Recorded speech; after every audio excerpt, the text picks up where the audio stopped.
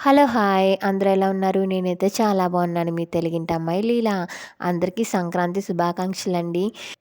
ఈసారి పండగకైతే మా వాళ్ళైతే గట్టిగా ప్లాన్ చేసుకున్నారండి.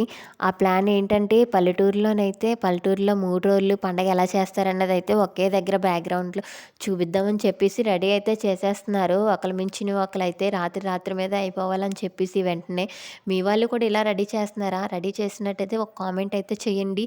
ఫుల్ వీడియో అయితే చూసేయండి. ఎలా రెడీ చేశారన్నది పల్లెటూరులోని గంగిరెద్దు తీసుకొచ్చిన అతన్ని గాని, కోళ్ళ పందాలు, ఎడ్ల పందాలు అయన్నీ ఒకే దగ్గర ఒక రైతు కష్టాన్ని ఒకే దగ్గర ఉండేలాగైతే ప్లాన్ చేశారు.